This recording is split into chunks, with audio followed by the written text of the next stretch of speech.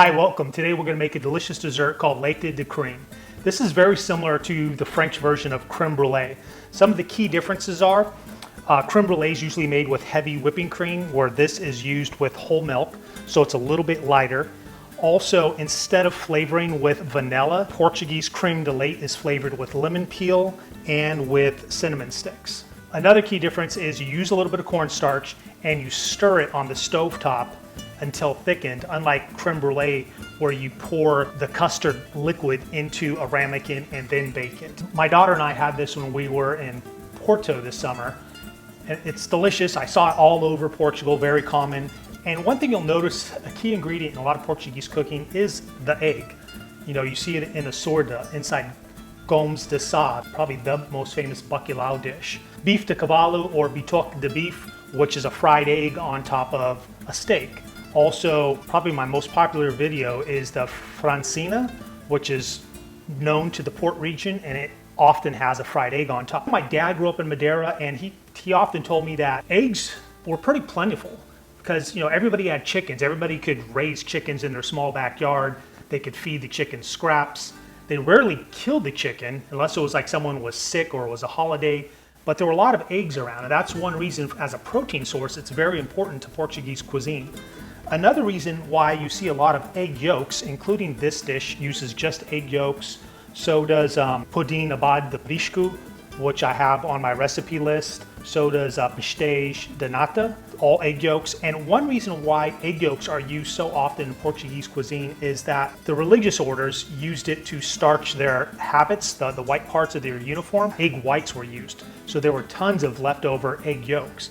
Another reason is obviously Portugal is famous for wine, and often a technique for what they call fining the grape juice is to mix in, you get an egg white, you whip it up with a little bit of salt and water, and then whisk that into your wine. And what happens is that albumin in the wine, the protein, it binds to the harsh tannins and also to some of the particulate matter in the wine, and it basically falls to the bottom. So this is what in winemaking they call racking. You know, they'll stir in that egg white and that will float to the bottom, and then you rack it off. You know, on the bottom of the barrel, the hole is usually slightly above the very bottom of the barrel. So you open up the spigot, the clean wine runs out, and that egg white with the rest of the muck and sediment stays behind. So that's another key reason why you see egg yolks used so often in Portuguese cuisine. So the first step to this process is we'll zest the lemons. Now I'm going to separate the egg whites from the egg yolks. Okay, now we're going to heat up our milk. You want to use 1 quart of milk or 1 liter. They're about the same. Doesn't really make a difference because it's close enough. 500 milliliters. Another 500 milliliters makes 1 liter or about 1 quart. I'll put in my lemon zest. I'm going to put in my pau de canela or cinnamon stick. And now I'm going to bring this up to a simmer.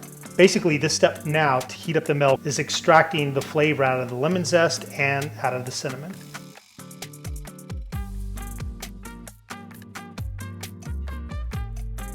Now I'm going to use some cornstarch, and I'm going to mix in the 3 tablespoons of cornstarch into the sugar.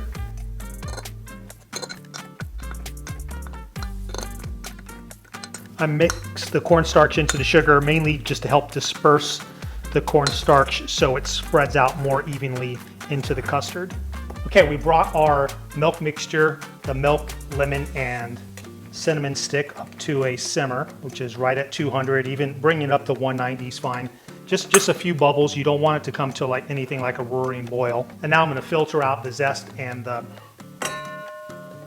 canela. We'll let this cool off just a little bit. If you added your egg yolks directly to this hot milk, remember egg protein cooks around 145, depending, there's about 3 different proteins in eggs, between about 145 and 160 degrees. That is close to 200. So if we drop these in right away, you would get scrambled eggs. So you let it cool off, and even more important than that, we're going to temper our eggs first with some of the hot liquid. Here we have the sugar and cornstarch that's been mixed together. Your egg yolks.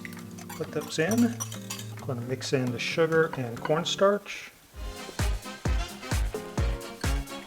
And you just want to mix this for about a minute. You can't do this. A very important step in this process is to temper the egg yolks and sugar with a little hot liquid. This prevents it from just turning into scrambled eggs. So I'm doing about an ounce at a time. Continuously stir while you add the hot milk. Temper in about 8 ounces or 1 cup of milk. And then we'll put the egg mixture into the hot milk. Now that it's been tempered, it won't curdle. And again, always stir as you're doing this. You want to start off by whisking, but then after a rubber spatula, a heat-treated rubber spatula comes in really handy. You can find these on the website, justcookwithmichael.com. I put some products linked to Amazon. So I'll put this in here. And you want this over about medium heat. Something that helps out is having a digital instant read thermometer. You can see the entire mixture right now is 139 degrees Fahrenheit. So again, that's below the temperature that eggs start to denature. It's below 155, so it won't be thick yet. So one of the benefits of a thermometer is you could have a little more heat in the beginning, but once you get to like 150, which right now it's at 147, you want to definitely turn your heat down a little bit. And you'll see right now it's still very much a liquid. Once it starts to thicken up, that's where you'll have to go with your rubber spatula to make sure it's not sticking to the bottom and burning. It's about 155 now.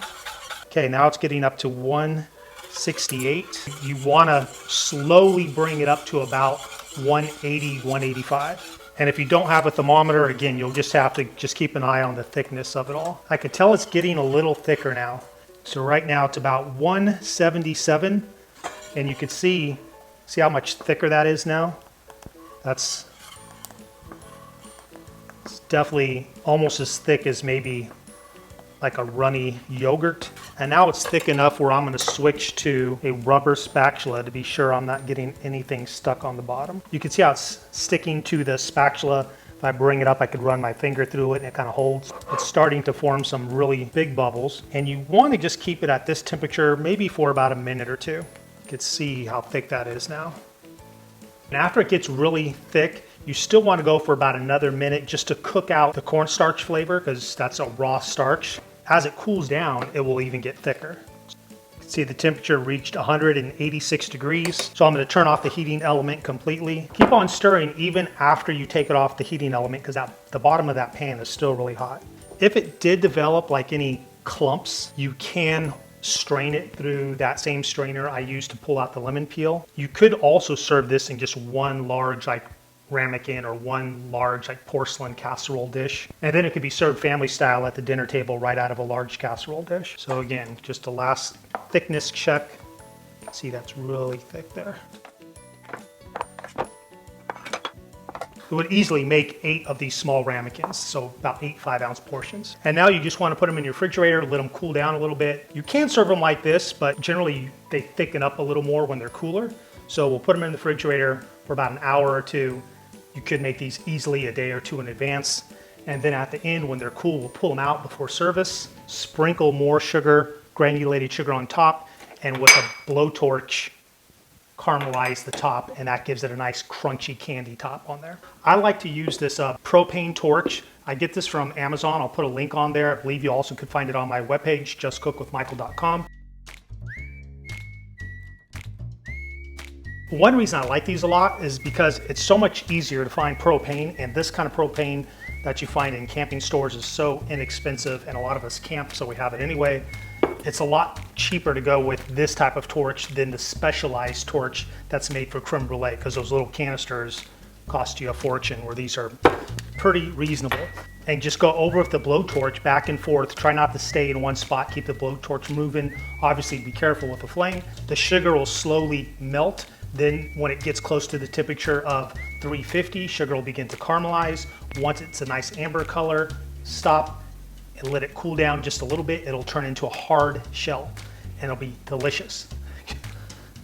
And I like to use a blowtorch. If you don't want to purchase these, you can try to raise the top rack of your oven to the highest setting, put it under the broiler, and really keep an eye on it. I mean, don't leave your oven. Just peek in about every 2 minutes and see how it's coming along. Turn this sucker on. I start farther away at the beginning to just let the sugar heat up and kind of start to melt. Then I'll get closer if it needs more heat in order to caramelize. There you go. That's all you need to do. Just let it cool for maybe like 2 minutes, and that shell will be a nice crunchy shell. It'll be so delicious going through that hard shell into the soft custard. Oh, look at that.